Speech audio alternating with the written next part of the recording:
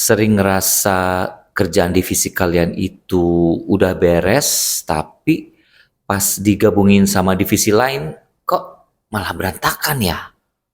Atau pusing ngadepin anak buah yang jagonya itu kerja sendiri-sendiri? Tenang, kalian gak sendirian. Halo semuanya, selamat datang kembali di seri kolaborasi bareng LND Indonesia. Kali ini bagian kedua.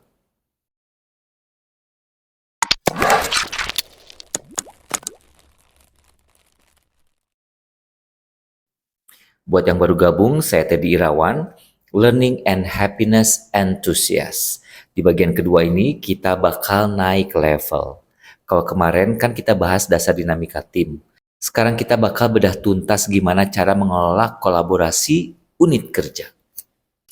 Sebelum kita melangkah lebih jauh, kita samain persepsi dulu ya. Kolaborasi itu bukan sekedar ngelempar kerjaan ke orang lain ya guys. Kolaborasi itu soal partisipasi yang equal, rasa hormat dan saling menghargai ide satu sama lain. Nah, selama nonton video ini saya mau kalian pakai topi atau mindset seorang leader. Kita bakal bahas 3 hal seru: jaringan kolaboratif, cara bikin atmosfer yang memotivasi, dan ngebongkar habis perilaku-perilaku kolaboratif di kantor. Let's go. Masuk ke bagian pertama. Sebagai leader, kolaborasi itu ibarat bikin jaring laba-laba.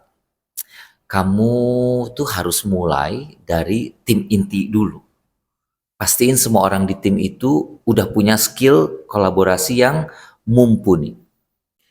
Skill apa aja tuh? Banyak. Mulai dari mau dengerin orang atau active listening, berani ngasih dan nerima feedback, sampai jago ngelola konflik. Dan kalau tim inti kalian udah solid, baru deh kita bisa membawa teamwork ke tingkat yang lebih tinggi. Pertanyaannya, siapa aja sih yang harus kita ajak kolaborasi di luar sana?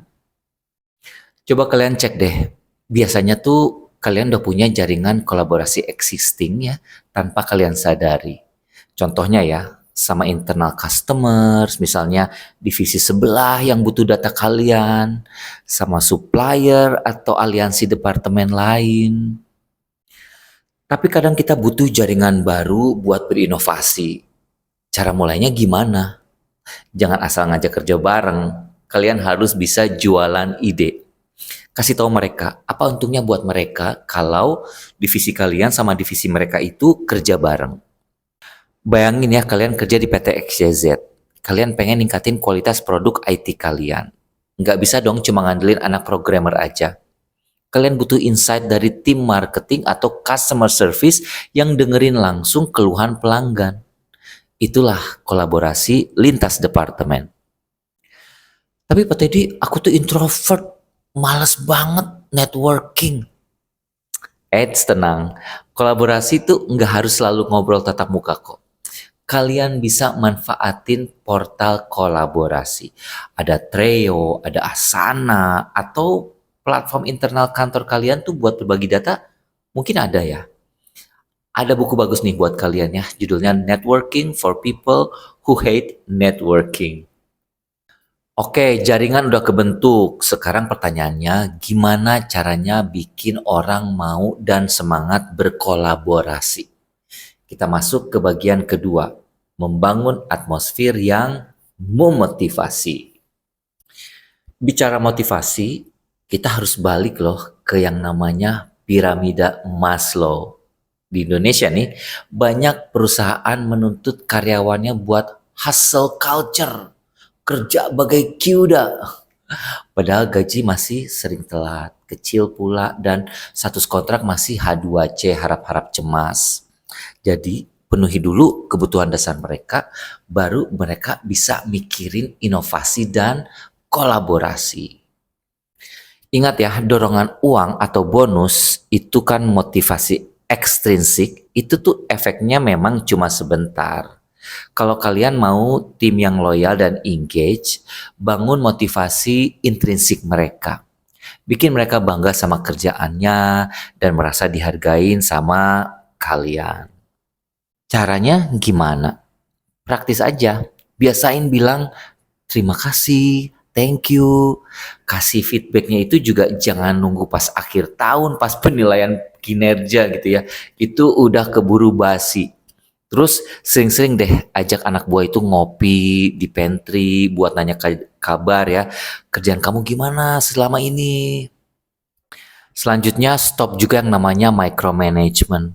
Kasih ruang buat mereka bersinar. Gunakan delegasi bukan buat buang-buang kerjaan kalian yang numpuk ke mereka, bukan ya, tapi buat ngasih mereka rasa memiliki atau ownership. Rayakan setiap ide baru dari mereka, dan kalau atmosfer positif ini udah kebentuk, boom, kalian tuh bakal dapetin 100% fokus dan engagement dari tim kalian.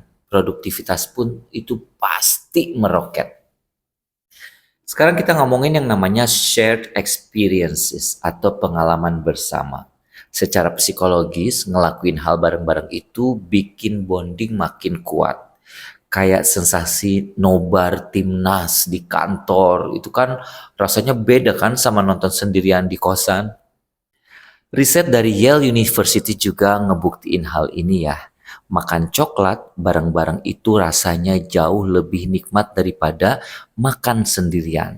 Di kantor kita, ini wujudnya tuh kayak tradisi jajan es kopi susu sore-sore atau makan gorengan bareng pas lagi terpaksa lembur.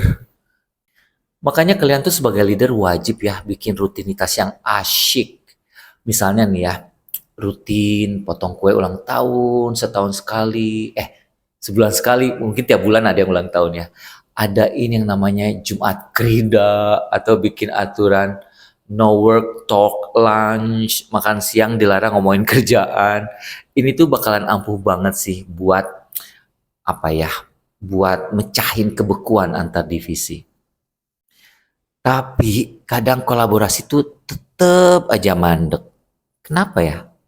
Karena karyawan tuh sibuk ngejar KPI masing-masing.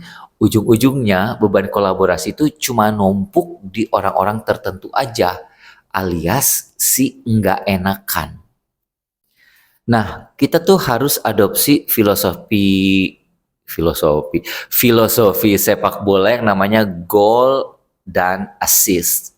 Karyawan yang sukses capai target sendiri itu namanya cetak gol. Tapi karyawan yang ngebantuin rekan kerjanya bersinar itu berarti dia ngasih assist. Nah, pemain sepak bola dihargai mahal buat dua-duanya loh. Nah, masa di kantor yang dihargain cuma yang cetak gol aja?